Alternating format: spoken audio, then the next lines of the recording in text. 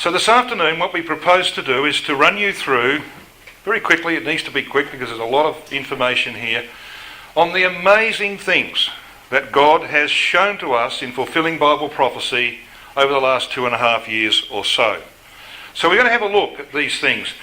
There's never been a time that I can remember where we've had such a package so close together of events that are significant in the unfolding of divine prophecy. I can't remember a period like that. I can remember long periods where nothing, what I would have called highly significant, occurred. There was always things happening, but not highly significant. We've seen so many highly significant things in the last couple of years, and we want to just deal with some of those here this afternoon. What does that really mean? Well, to me, it means that God is really saying to us, listen, this is my last package. I can't do a great deal more for you than what I've done. You need to see it for what it is. That's how I read this package of things that we're going to review here this afternoon. While I was overseas, my wife sent me this little cutting from the Brisbane Sunday Mail back in January. And this journalist had obviously been on holidays. And he wrote, "Welcome back, readers. I know that, like me, you've been lying on a beach somewhere these past few weeks, grappling with the nuances of our existence in a post-truth world. Something big is coming. I can feel it. The way the human race is behaving at the moment reminds me of how ants get frantic before a big storm." Now that's just one of many quotes like that we are seeing nowadays. And that means, of course, that the world around us knows that something big is coming. They have no idea, of course, what it is. We do. So we're in a very privileged position. We can see, just like they can, that things are coming, but we know exactly what's coming. So therefore we should be ready for it. So that's our purpose this afternoon, to give you the evidence that we know the day is at hand. So let's go back to 2015, shall we? Let's go right back to 2015 and have a look at some of the principal events that occurred in that year.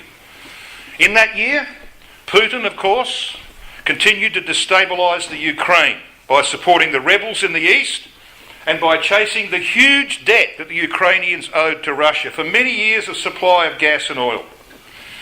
He wants to bankrupt them because he wants to take over that country. Why does he want to take over that country?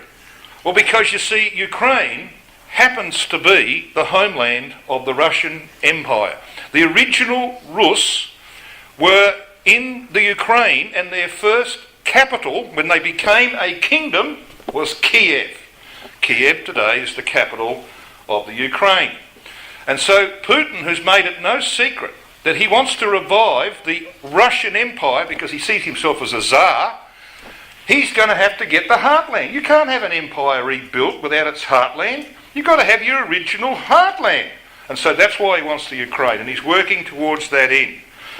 And of course, what happened in 2015 is that oil prices went rock bottom. We got down to $40 US a barrel. It's a little bit more than that now, but that really impacted many economies, including Russia, of course. And OPEC stupidly said we're not going to lower our output, so therefore the price was kept low. That has brought many nations to the brink, including Russia. There's the crisis in Syria and Iraq as ISIS took control of strategic cities and towns. That's what brought, of course, Russia into Syria in September 2015. Pope Francis continued to mingle iron with clay to form the feet of the image. You know, there was a time, I'll show you, that the Pope said that Vladimir Putin is the only man that we can look to support Christians against their oppressors. Just a few weeks ago, Vladimir Putin said about the Pope that he's not a man of God. That's what he said about the Pope. He's not a man of God. Why not? Well, because you see, he's pumping the doctrine of liberty, equality and fraternity. He's got all of these liberal notions and he's pumping them in Europe. Putin's not happy about that. Okay, so he said he's not a man of God. Britain, of course, edged closer to European withdrawal, and we spoke about that this morning in the Sunday school session. And in July of that year, 6 nations lifted sanctions on Iran at the expense of Israel's security. And in fact, even though they won't own up to it openly, although John Kerry basically did, the US pledged to defend Iran against any attack from Israel. Think about that. Defend Iran against Israel? Yep, that was basically locked away in the small print of the agreement. And Kerry basically agreed that that was the case. So this is the Ukraine, the original heartland of the Kingdom of the Rus. Yes, Kiev is its first capital, established in 882 AD. Russia's had 1,500 troops in the Transnistria region of Moldova since the early 1990s, creating trouble, and they're still creating trouble there. Over on the eastern side, of course, of the Ukraine, you've got the Ukrainian rebels in the Donetsk Republic, that they call it. And of course, in 2014, in March of that year, Russia annexed the Crimea, which of course is part of Ukraine, or at least it was. So this is what's happening to this country. On the 29th of November last year, Ukraine reported Russia has 7,500 troops in its eastern province, 23,000 in Crimea, 9,000 of those on a very narrow border, and 55,000 on Ukraine's eastern border, that is outside the border. What are they doing out there? 55,000, waiting for the day. Waiting for the day when they can simply move in and take over this crippled country called Ukraine. And then we're going to have something very important. You know what we're going to have? When you look at a map of Magog, the eastern portion of Magog is the Ukraine. All right, it's the original heartland of the Russian Empire. That's what Putin wants. He's rebuilding it. And when he gets it, we're going to have Gog, the one at the top, that's what the name means, Gog, the one at the top, Prince of Rosh, Meshech and Tubal. What land is he from? He's of the land of Magog, all right? Gog of the land of Magog. Yes, they'll have the Ukraine. So that's where those events are heading. We're watching some very significant things. And if you don't think that that's true, listen to Putin himself. This is April 2016. He made this statement, according to the Russian 24 news channel. And he's addressing a delegation of the Ukrainian Orthodox Church, and he reiterated that nothing can shake Russia's perpetual blood alliance with Ukraine. In spite of all malicious efforts exerted by the ruling junta in Kiev, adding, rising neo-fascism in Ukraine is like the infectious gangrene which can spread across the European continent. And we, listen to the spleen in these words, and we, the people of the Russian Federation and descendants of the Soviet Union, we are determined to stop this plague. What would you think if you were in Ukraine? I think I'd be getting the impression that I might have to shift somewhere else, because he's coming.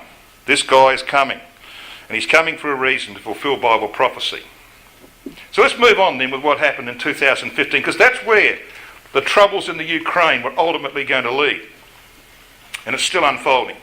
Well, of course, when those 6 nations lifted their sanctions on Iran, guess what Iran did? They published a book declaring they will destroy Israel within 25 years.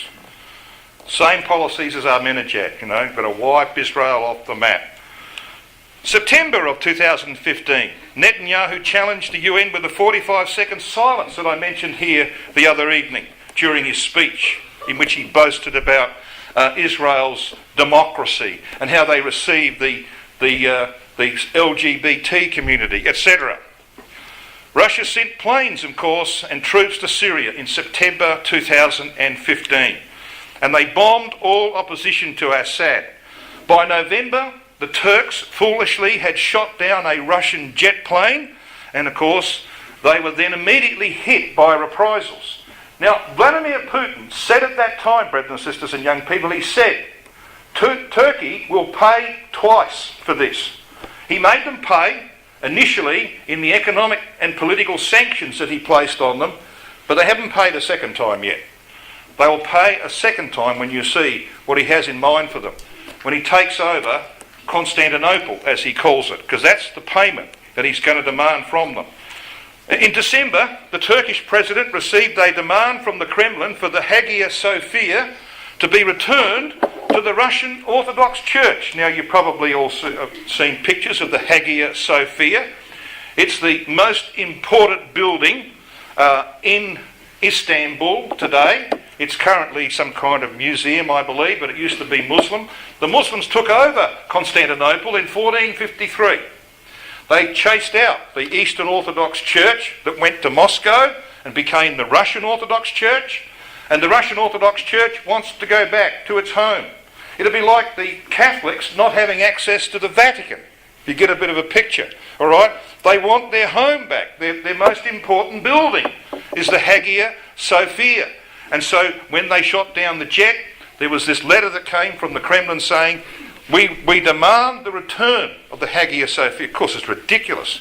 Who's going to give up a building in the middle of their city?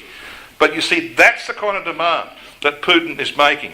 And he made it very plain that he's aiming in that direction. Because shortly afterwards, on Russian TV, in May 2016, this is what was appearing on Russian TV. That's like a picture of a TV screen, see? Now, let's get your bearings straight here. There is the Black Sea. So there's the Black Sea. There's the Bosphorus that leads from the Black Sea to the Sea of Marmara. Sea of Marmara. Then you've got the Hellespont, okay? You've got this narrow strip of Hellespont that comes out into the Aegean Sea. And of course Greece is over here. So you got the picture? Well, look at this. See these orange boundaries here? This is the redrawn map. This is Russian territory, they say. So down here there's a comment.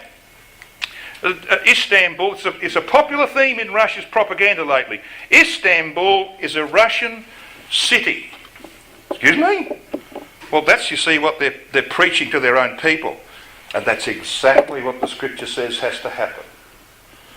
Eventually Russia has to have control of Constantinople so that they can become the eastern leg of the image of Nebuchadnezzar. See, that is how close we are, brothers and sisters, to the reality of these things. And if you don't think that Putin is not preparing for this, then you've not seen pictures like this.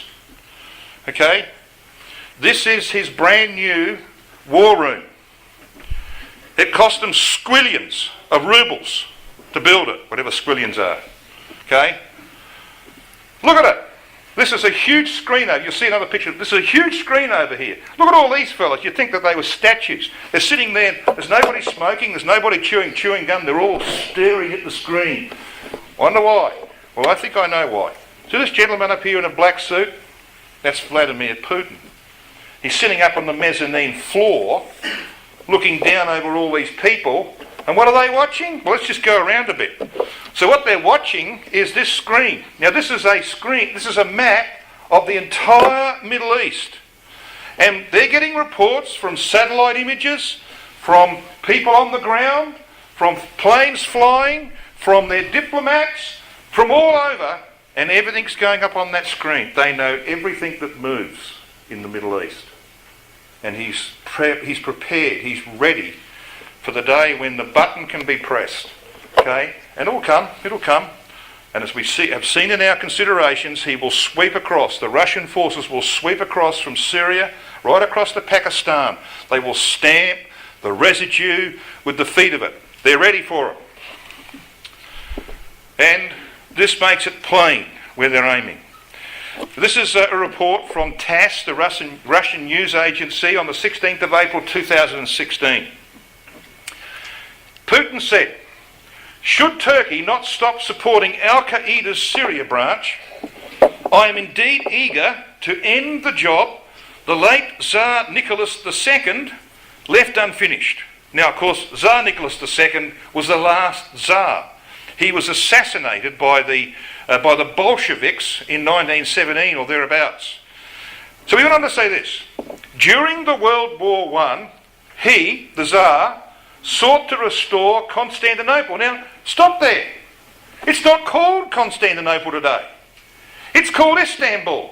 But he calls it Constantinople. Putin knows his history. He knows that this place was established by a man called Constantine, who was the emperor of the Roman Empire from 312 AD and fully of the empire from 324. And he moved the capital from Rome to Constantinople, which was built on 7 hills, The design of the city was like the design of the city of Rome, and it became known in history as the Second Rome. When they were kicked out of there in 1453, they went to Moscow, and Moscow became known as the Third Rome. Now they want to come back to Constantinople, because we have to have the two legs of the image. Rome in the west, Constantinople in the east. That's what's happening. He's determined to get it back. So let's read on. During World War I, he, the Tsar, sought to restore Constantinople, or Istanbul, to Christendom and protect Russian maritime security by liberating the Dardanelles and the Bosphorus Straits, but fate prevented him. What he's saying is, I'm going to finish this job. Okay? I'm going to finish the job. I will get Constantinople back. All right, let's just leave that for a little while. Now, this morning, in our Sunday school session, we spoke of the dramatic event of the removal of Britain from Europe through the Brexit vote of 23rd of June 2016. So I'm not going to repeat that, although there's a few here, of course, this afternoon that might not have been there this morning. But we pointed out the dramatic events that occurred on that day when a storm came from Europe, from over Brussels, and there were at least three huge downpours, midnight, in the morning at 11 a.m. and in the afternoon of that day at 5 p.m. so that people, many people, millions of people in fact, weren't able to vote. Even up to 10 p.m. at night, they weren't able to vote. And they expected the London vote to carry the yes vote, to stay in Europe. And it didn't happen that way because of angelic intervention. So there were some remarkable things that happened in 2016. Of course, the other remarkable thing that happened in 2016 was the election of Donald Trump. Now, nobody thought, virtually nobody thought that it was possible that a man like him could be voted into power. Why is he there? I believe he's there because God is going to use him. He's already using him, as we saw the other day, but he'll use him in another way. And I understand he's under pressure. There's talk of impeachment and all sorts of things going on like that. Don't worry, he's not going to do a Nixon and just calmly get on a helicopter and fly away. He's not that kind of fella. He'll bomb North Korea or do something like that, and it will be used by God to tip this world over the edge, and it's pretty close to going over the edge. So it needs it needs a loose cannon like this man to be a catalyst for that kind of thing. So God's put him there for a reason, and we watch with great interest. Now, the other thing that might have escaped some people is that there was another very significant thing that happened in 2016. And it happened on the 4th of December of that year. The Italians rejected the constitutional changes that their popular Prime Minister had put up that could have kept Italy in the European Union. Now, Italy, like many of the other southern European countries, is basically bankrupt. They're basically bankrupt. So they had to make changes in order to survive.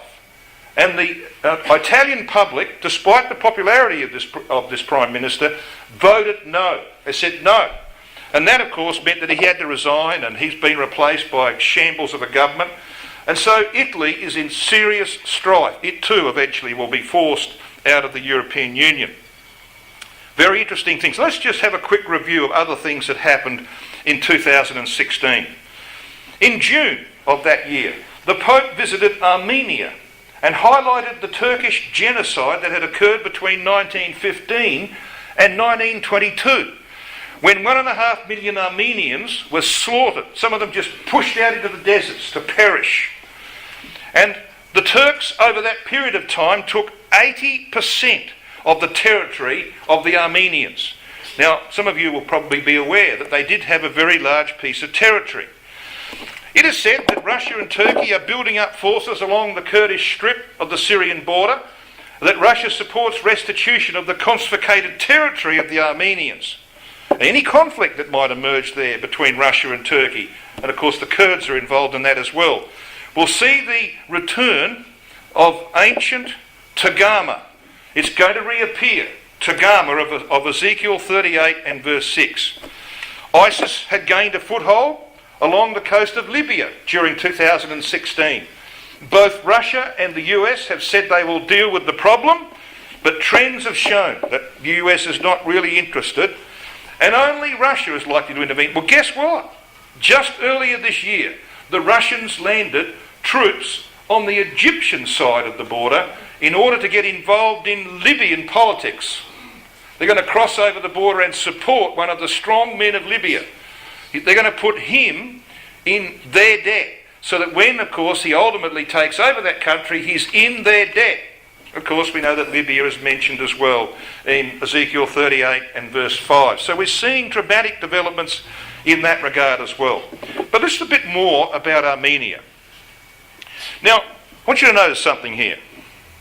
This is Russian TV, okay? Do you see this little orange bit up here? That was what you saw previously. Remember the map that had drawn a line around Istanbul? Yeah? That's what you saw previously. So here is Turkey. There's the body of Turkey. There's the Black Sea up here. Okay. So what's this over here? What's this orange bit over here that I've got circled in the yellow? Well, that is the territory of Armenia. Now, Armenia doesn't look like that today. But have a look what they're saying. Russia's state-sponsored Vesti, Persykes-Picot, Constantinople, Istanbul, and the Turkish Strait should be Russian. Interesting? Okay, down here. Russia's state-sponsored Vesti, Western Armenia and Mount Ararat should belong to Russia as well. So you see what's happening here? Russia is taking a vital interest in restoring the nation of Armenia that was brutalised by the Turks in 1915 through 1922. Now, the reason that's important to you and me, brothers and sisters and young people, is this. Here's your Turkey, all right, there's your Black Sea, there's Israel down here. This area here is the Tagama of Ezekiel 38 verse 5. Tagama is the name of the Armenians, who are still called the House of Thorgum or Torkamatsi, say Kiel and Dalish. So Russia's involvement over here to restore this territory to the Armenians means that when that comes to pass, and it's already begun, when it comes to pass, we're going to have the Tagama of the North Quarters of Ezekiel 38 and verse 6. It's called a house, of course, the house of Tagama, because they were scattered all over the place. They went all over the place, and Armenia ended up being a very small country. That's Armenia today, that red part there. But this is their old territory. It's eastern Turkey. They also had a section down here in Cilicia. Russia is aiming to return that to the Armenians, and we'll have our Tagama of the North Quarters. Amazing things are going on right now. And this man got involved in that. This is the Pope. So in June 2016, he visited this little country called Armenia now. And he mentioned the word genocide. Pontiff ad libs controversial word during speech to devotees, risking repeat of diplomatic rift between Turkey and the Vatican. He's not concerned about that. Why is he not concerned about it? Well, read this down here in the yellow. The Vatican has long cheered the Armenian cause, holding up the poor country of 3 million mostly, who? Orthodox Christians, as a bastion of faith and martyrdom in a largely Muslim region. So he went there to support the Orthodox Christians. Now, why would he do that? Why would he do that when the Orthodox Eastern religion had been out of step with the Western Church? The Roman Catholics haven't been able to get on with the Greek Orthodox in the East for over a millennium. Why is he doing this? Well, we know why he does this, because you see, the great schism between these two arms of orthodoxy was healed in 2016. So here is your article that I'm going to read. But see this little box in the middle? How can Putin get away with his actions in the Middle East? Well, this is part of the reason. On February the 12th, Pope Francis was going to meet the Russian Patriarch Kirill, head of the Russian Orthodox Church, which used to be, of course, from Constantinople. The high-profile meeting will start a rapprochement between the Catholic and the Orthodox churches after 1,054 years of schism. They've been out of step for over a millennium, but now they're singing from the same hymn sheet. Now the two legs, the one in the west and the one in the east, as it were, are beginning to walk together in harmony under the same way of thinking. That has happened. It's taken Over 1,000 years. And it's happened right now in our time. What does that tell you? Okay? Got to tell you something, doesn't it? So let's move on. Principal events of 2016. The Pope declares that Vladimir Putin is the only world leader that can protect Middle East Christians from their persecutors. Yeah? Russia cemented ties with the Sudan. Important because you see, the Ethiopia of Ezekiel 38 verse 5 is not the Ethiopia on the Horn of Africa. Only part of it. The Ethiopia, or the Kush, of Ezekiel 38 verse 5 is in fact the Sudan. And so Russia has now strong relationships with them. Russia and Israel grow closer together, as we've seen in our studies, as Israel looks for support in the wake of the US policies. Well, that's changed a bit, of course, since the election of Donald Trump, but it's too late. It's too late for America. Israel now is being locked in to a relationship with Russia, as we saw the other night. Saudi Arabia led 20 Middle East nations in a war exercise in northeastern Saudi Arabia involving 350,000 troops and countless modern weapons. What are they doing that for? Well, because they're preparing for something, aren't they? They were concerned that Syria might fall, that it might, that their support of the rebels might be thwarted. Well, of course, it is looking that way. So they're preparing to get involved in Syria. That may be a catalyst to cause Russia to come against them and then sweep right across to Pakistan. We don't know what the angels will do there, but we do know the end. We do know what has to happen, and it's already beginning to happen. So the Pope looks to Putin to protect Christians. According to Pope Francis, Putin is the only one with whom the Catholic Church can unite to defend Christians in the East. It's important to join efforts, he says, with Russia to save Christianity in all regions of the world where it's oppressed. Interesting, isn't it? Because we know, of course, that the Gogian Confederacy, which is shown in the image of Nebuchadnezzar, has a Babylonian head. It's got a Roman, Babylon the Great way of thinking. It's very interesting to see what's happening there. But of course, when Putin recently said that the Pope's not a man of God, you know what the Pope did? First thing he did? He sent off his closest friend in the Vatican to Moscow to set up a meeting. Him, the Pope, going to Moscow to personally meet Vladimir Putin to put the house back in order. So Putin is a very smart man. He's able to put pressure on. He presses this button and people react this way, and he presses another button and they react that way, and by peace, he's destroying many. So let's move into 2017. What are the significant things that have happened in this year, brothers and sisters and young people? Well, on the 29th of March of this year, something very important happened. Britain's Prime Minister, Theresa May, initiated European Union Article 50, the process to formally get Brexit underway. Now, under the rules of the European Union, if you initiate Article 50, you have precisely 2 years. 2 years to get out. And of course, they've got to negotiate their way out. The problem is this. Britain, like all the other European countries who are part of the EU, is governed, it is run under European rules. Legislation passed through the European Parliament. Do you know how many pieces of legislation there are? 34,000. 34,000 pieces of legislation that govern the way your country runs. They have got Buckley's chance, haven't they? They've got Buckley's chance of sorting out 34,000 pieces of legislation. Do you know what they're going to do?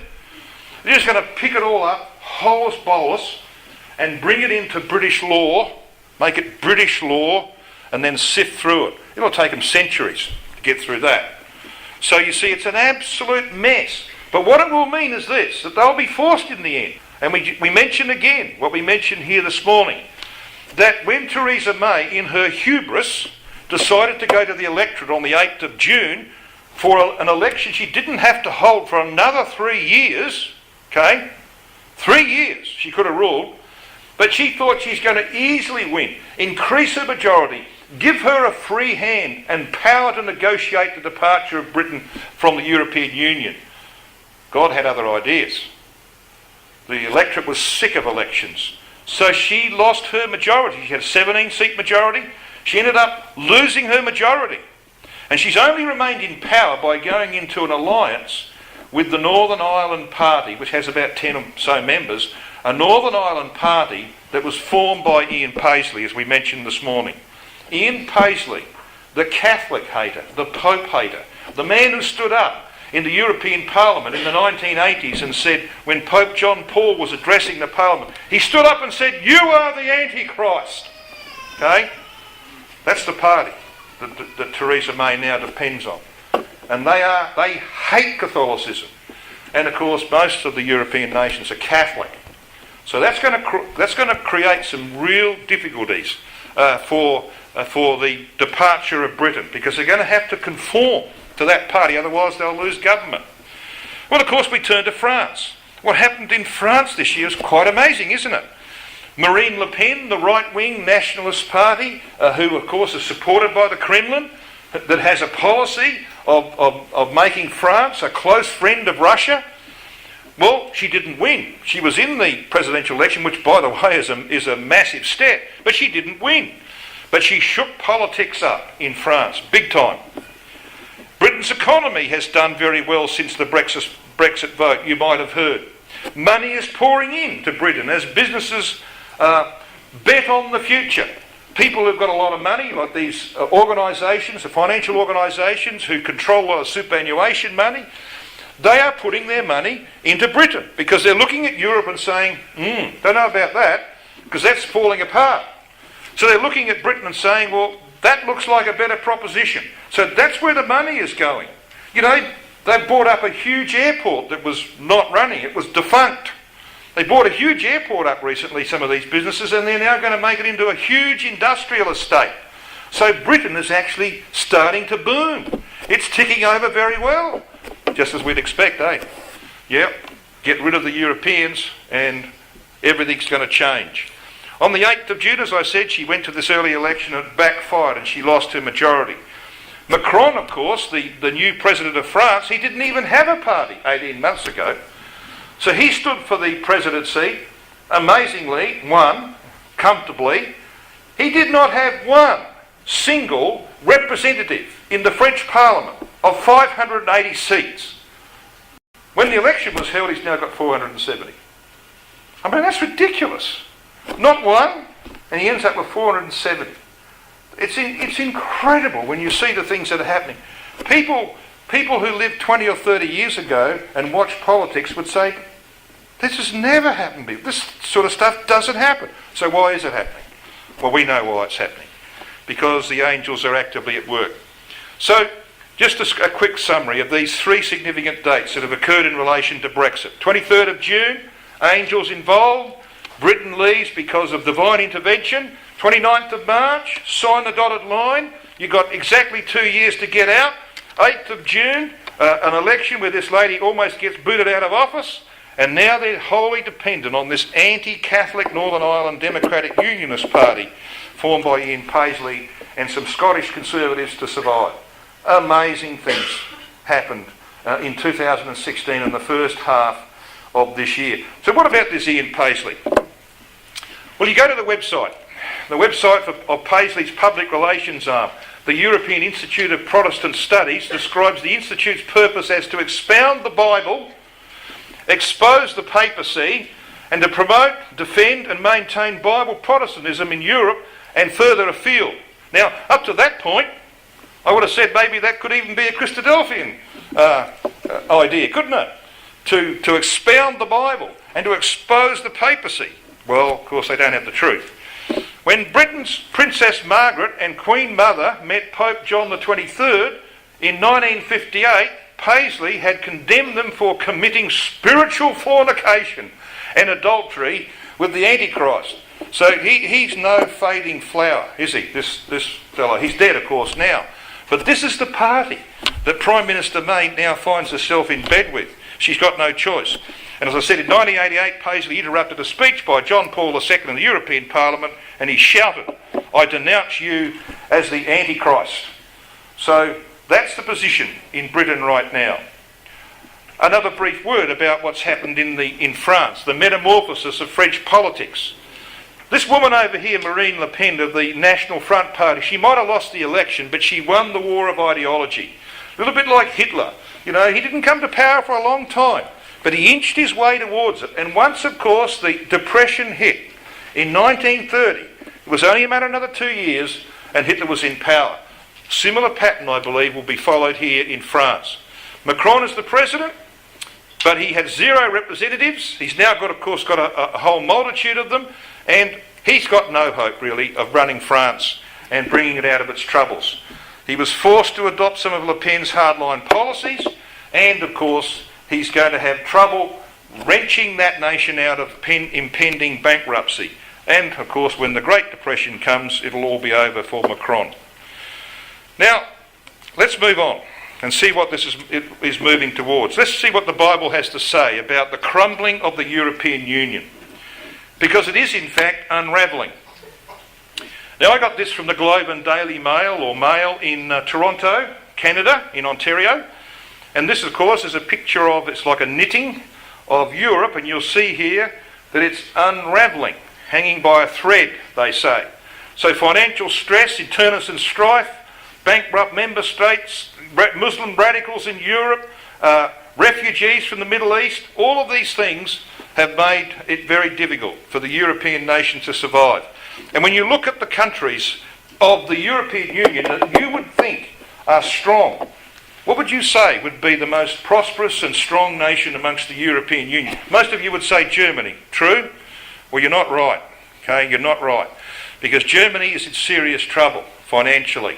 And they're also in serious trouble. They've got a million or more people from Syria who are creating internal strife because of the reaction against them. So the European Union is unravelling. Now, why is that important? Well, this is what we read in Bible prophecy.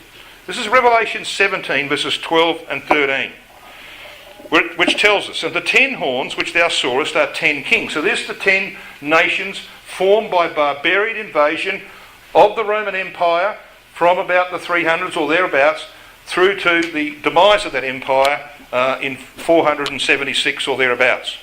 So these 10 horns are 10 kings, which have received no kingdom as yet, but received power as kings 1 hour with the beast. Now that hour, of course, is after Armageddon. It's the last 30 years of the 40-year period of judgment.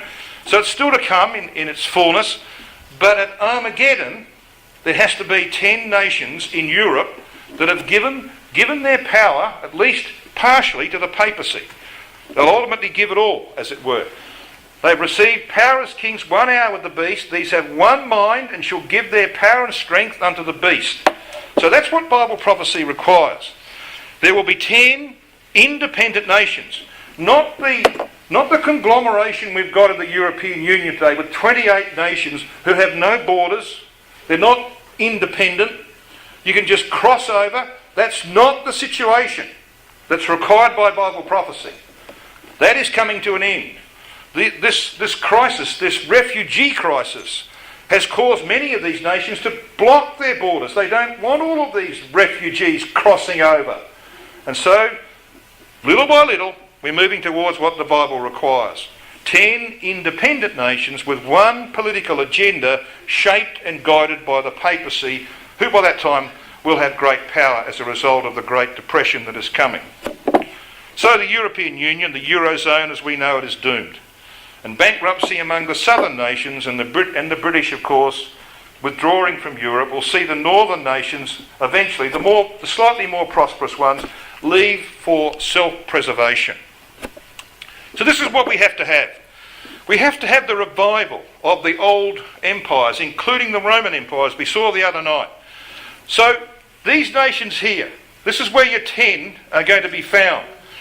The Roman Empire in its history had a northern border. They crossed it once or twice, pushed back. They went into Germania, got pushed back. They came back and the border was the Rhine and the Danube, which runs into the Black Sea. That was their northern border. And so these 10 nations, as a result of what's happening now, will end up becoming the 10 nations who will be, of course, beholden to the papacy. Now, we know that France plays a very important part in all of this. And Brother Thomas said this in Elpis Israel. He said, in this general description, may easily be discerned that extended portion of the west of Europe, comprehending ancient Gaul, Belgium, and the countries bordering upon them, which constituted in our day the Napoleon Empire. Gomer, then, he says, points immediately to France. So France is going to play a major part in the events of the latter day. And that's why what's been happening in France is so important to us. It's the revival of the beast of the sea. It will return where the papacy has enormous political clout in the west. It's going to be the revival of the fourth beast of Daniel 7, which we saw the other evening. And we'll have the development of Babylon the Great in that territory. All of that is beginning to unfold. So I want to then come to the end of our sessions with a couple of very important things. Now, I've been talking about the looming depression. Some people say to me, yeah, well, we've heard a bit about that, but is that really right? Is that true? Well, in our exhortation this morning, we're in Luke 17. Can I just take you back there briefly to Luke 17?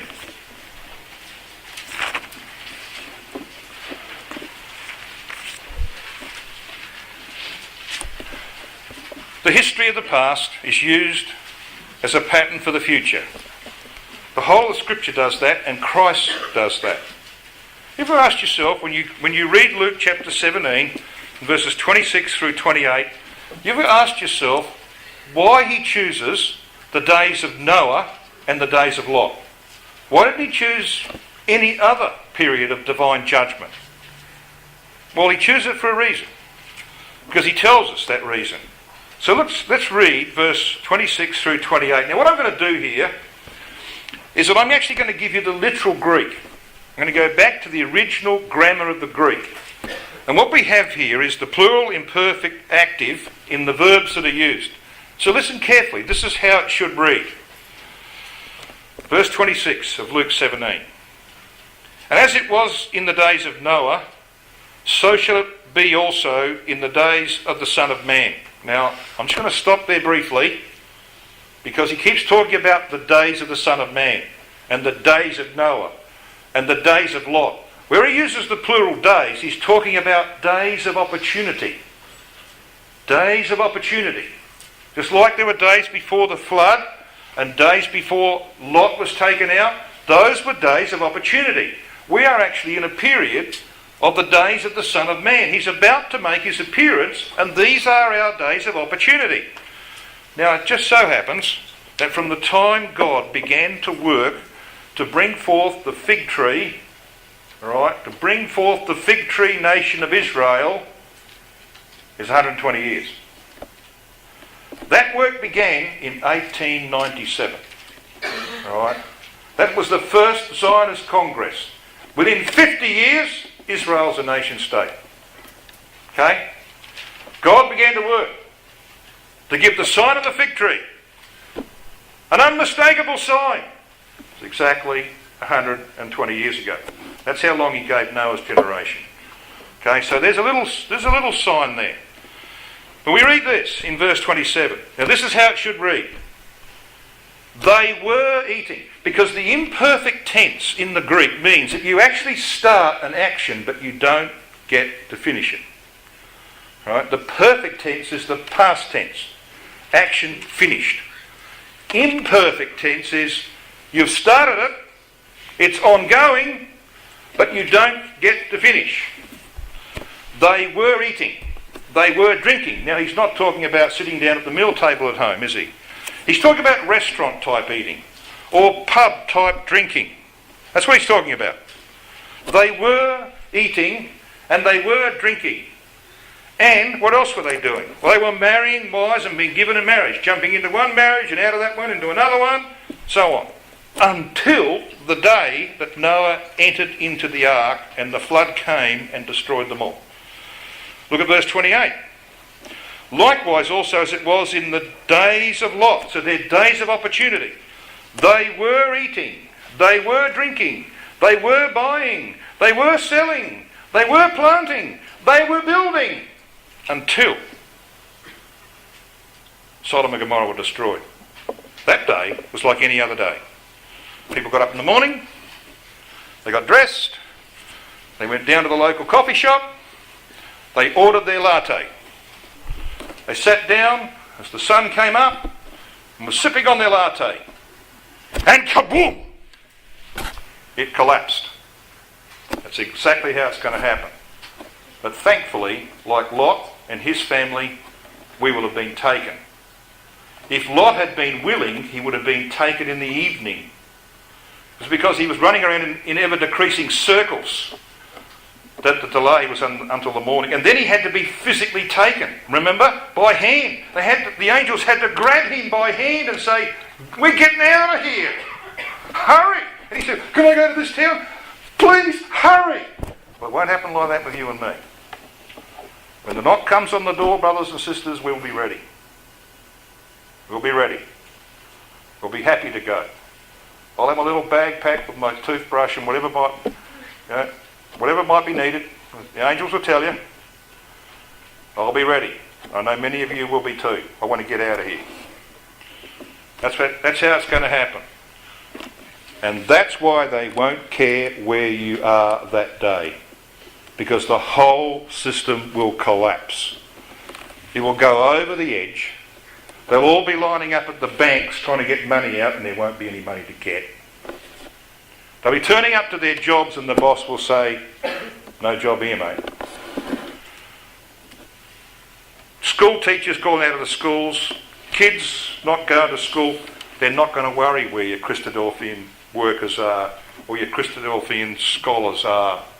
Right? They're not going to worry about the fact that the Lismore Hall will be empty on a Monday and a Wednesday and a Sunday. They're not going to be concerned about that. They'll be too concerned about sheer survival in the chaos that's going to hit. Got it? There's a pattern set. The pattern was set, and we're about to see it. We must go before the massive depression. Now, God's given us some signs. Now, we've had our tremors, like Thessalonians says, before a birth there's the tremors, the birth pangs. We've had them. Yep. You go back to the 1997 Asian financial crisis and the 2000 technology crisis, and you come to 2008 and you've got your global financial crisis, and so it's gone on. Here we are, 2017, and the world knows that the great crash is overdue. It's overdue. God is holding it because it's his timing, not theirs. And it's going to come. And we will be taken away before the collapse fully comes. This is the sort of report, and I can give you dozens of these, if not scores of them.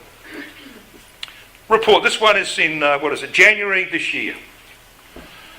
80% stock market crash to strike in 2017, economist warns. Jim Rogers, who founded the Quantum Fund with George Soros. Now, you've probably heard of George Soros. He's that guy who's a squillionaire in the stock market and all sorts of things. You've heard of him, probably. I haven't heard too much about Jim Rogers, but they're men who know. They know what's going on in the financial world. That's why they made their money. Okay? When he went apocalyptic. I love this sort of language. He went apocalyptic when he said at 68 trillion, biblical, notice it, a biblical collapse is poised to wipe out millions of Americans. Now there's another fellow called Mark Faber. He's called Dr. Doom in the press. Okay? He recently told a news organisation that investors are on the Titanic and stocks are about to endure a gut-wrenching drop that would rival the greatest crashes in stock market history. Well, of course, one of the greatest was in 1929, in October, by the way, which is the resurrection era of the Bible. They always happen in October. All the crashes happen in October. And it just so happens that the 29th of September this year is the Day of Atonement, which if there is a date for resurrection, it will be the Day of Atonement. I think there is. And see, the dead will be raised. And at some point after that, we will be removed to judgment to join them. That's coming. And it happens like this. Right? There's a common denominator in the days of Noah and the days of Lot. Both were eras of divine judgment. Both were eras of general prosperity. Both provide the pattern for Christ's return to the earth like no other. So there's Noah's generation given 120 years. It's a significant fact, isn't it? That when you read through Luke 17, you do not read about immorality or violence. Would they not occur? Well, they have. Are we not in the days of Sodom and Gomorrah? Do not we have the violence of Noah's day? Yes, but Christ doesn't mention it. Can you see what he's saying, brethren and sisters and young people, is this? He doesn't think that our brotherhood's going to be troubled by terrible corruption, moral corruption. I mean, it's touched by it, but he doesn't think that's going to kill us all off. He doesn't think we're going to have violence in our community. But he's worried about the prosperity. He's very worried about that. So that's why he only mentions the prosperity part. Remember Lot's wife. Yes, so he comes to raise the dead. And there's a time of trouble such as never was. Now, I'm not sure about the timing here. I don't think I'll do this. But in Daniel chapter 12, verses 1 and 2, check it out for yourself. There's a repeated phrase in Daniel 12, verses 1 and 2. It's the phrase, and at that time. So listen, this is what it says. Daniel 12, verse 1. And at that time shall Michael stand up, that great prince which stands for the children of thy people. And there shall be a time of trouble such as never was, since there was a nation on earth. Okay, got it? And at that time, so there's your repeated phrase. And at that time, many that sleep in the dust of the earth shall awake, some to everlasting life, and some to shame and everlasting contempt. Yeah, it's telling you something. The resurrection of the dead and the removal of the responsible living to the place of judgment is the signal to begin the time of trouble such as never was. It's referred to in Isaiah 26. When we read in verse 20, "Come, my people, hide thyself. Come into the chamber, to the bridal chamber." It's the faithful taken, immortalised, taken into the bridal chamber of our Lord Jesus Christ, so to speak, at Sinai. Hide thyself for a moment until the indignation be overpassed. Indignation? Is that Armageddon? No. Because Armageddon comes in the next verse. You know what the next verse says?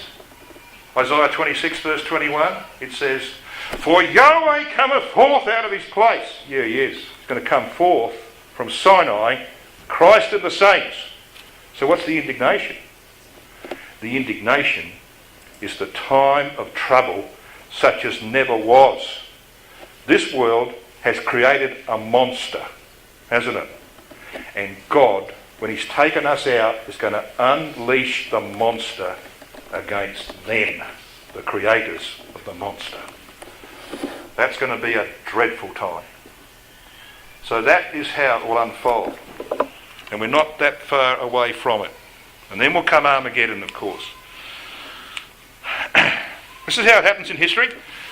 29th of October, 1929. Stock market crash. By 1930, worldwide depression. Took them 10 years to dig themselves out of it, and then only by a war, because in a war you can close people's mouths by killing them off. 50 million people died, so you don't have to feed them, okay? And you put the others back to work, building tanks and planes, and you bomb the living daylights out of people, so you feed less of them.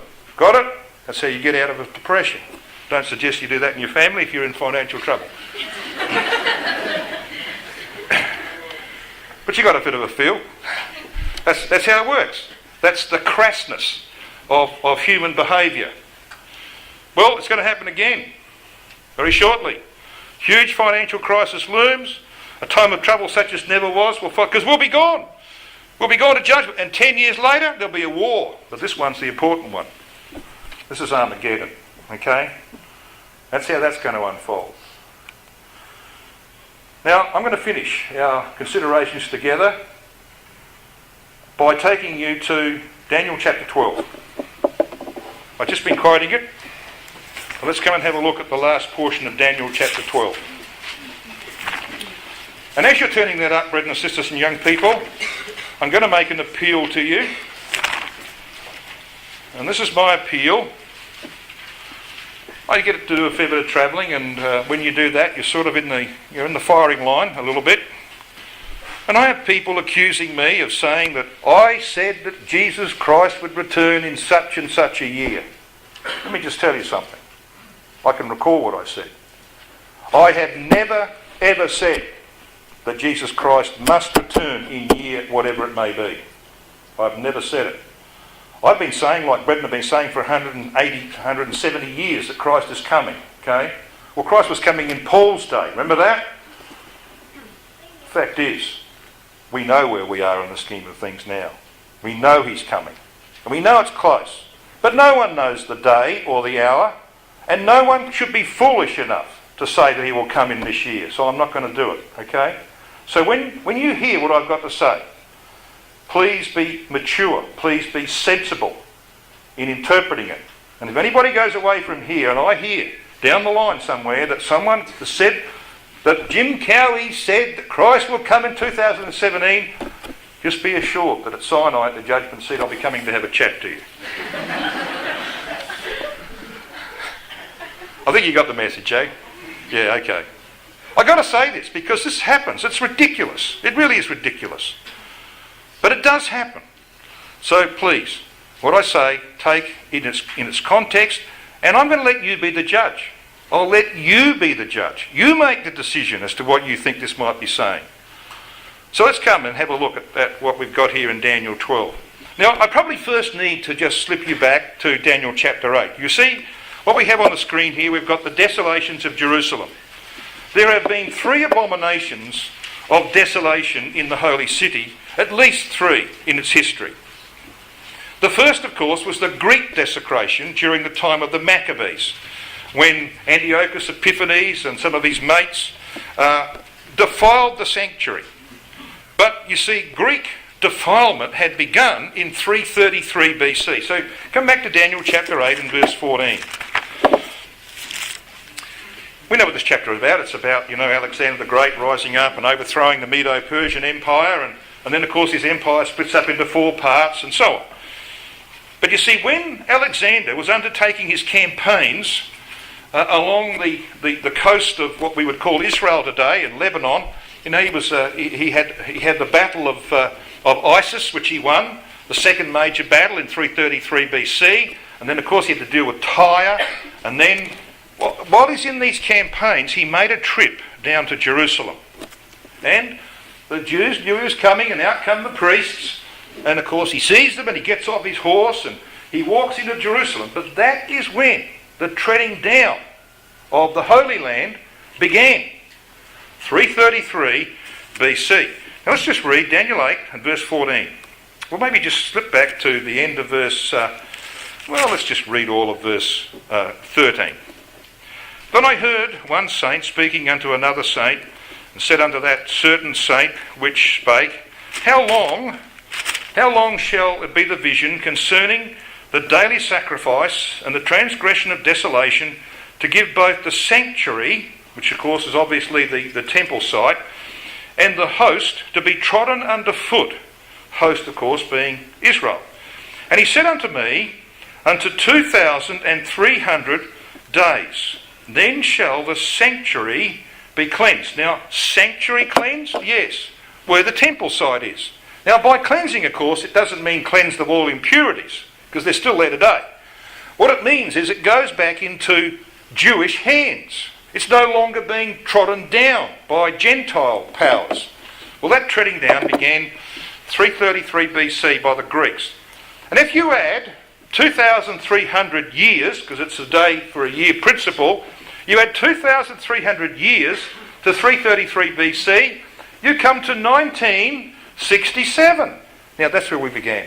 We began here last Thursday night talking about the sign of the fig tree, the events of the 6-Day War in 1967, when Israel took possession again of the old city of Jerusalem. That's when Gentile defilement of that place ended. It's never going to be trodden down again. We saw that yesterday. Okay? Got that picture? Okay, let's come back to Daniel chapter 12, and along the way I'm going to make mention of the next desolation of Jerusalem. What was it? The Roman abomination of AD 68 to 70. Now we know this is true, because this is a reference to Daniel 9:27.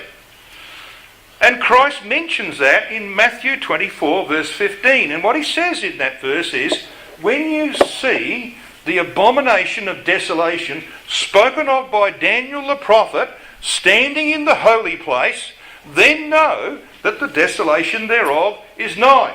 And he says, no doubt, it's the second abomination of desolation. But there's a third one. And that third one is referred to in Daniel 12 and verse 11, where we read, "And from the time that the daily sacrifice shall be taken away, and the abomination that maketh desolate set up, there shall be 1,290 days." So there's an abomination of desolation to be set up. So what is that abomination of desolation? Well, it's the Muslim. It's the Muslim desolation. It's in the form of the Dome of the Rock, which has been in the news lately, hasn't it? The Dome of the Rock. They say, of course, that the rock itself is the rock where the ark actually sat. They say that there is a rectangular depression in that rock that is exactly the same size as the Ark of the Covenant. That may be true. The Jews think it's true. It's one of the most holy places to them. So when you go down underneath the Western Wall, you go to Jerusalem, you take the tour under the Western Wall, guess what you find? In all of this little narrow alleyways, 15 metres underground, 20 metres underground, guess what you find? You find Jews sitting in the alcoves, praying like this. It's as close as they can get. Close as they can get to the Temple Mount. All right? That's what they think of it. So here we've got this desolation. So when was this Dome of the Rock built then? Well, you can go to several places. You can go to the Dome of the Rock itself. There's a plaque on the wall. You can go to the Encyclopedia Britannica, and it will tell you, that it was begun in 691 AD and completed in 692 AD, some 55 years after the Muslim armies had captured Jerusalem. So it started in 691, completed in 692. Got that? Right. So what does Daniel 12 verse 12 say? "Blessed is he that cometh, that waiteth, and that cometh to the 1,305 and 35 days." So read years on the day for a year principle. 1,335.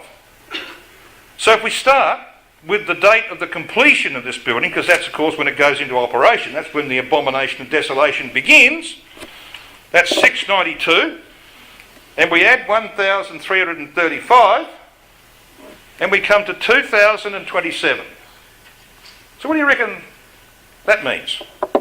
Well, if I'm reading this correctly, what that means is that abomination has to be removed in 2027. "Blessed is he that waiteth and cometh to the removal of it." Okay? I want to see the removal. Do you? I want to see it. Yeah. Now that's interesting, isn't it?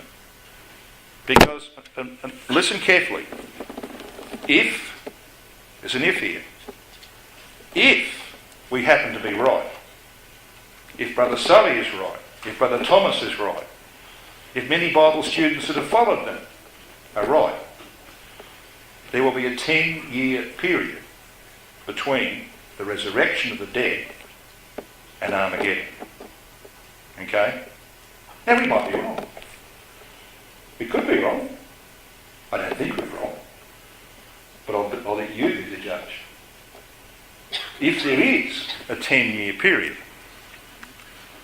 between the resurrection of the dead and Armageddon, which will remove the Dome of the Rock and cleanse the holy site where the temple is to be built, then 2017 is looking very interesting. Did you notice what I said? I did not say that Christ will come in 2017. You be the judge. What do you think?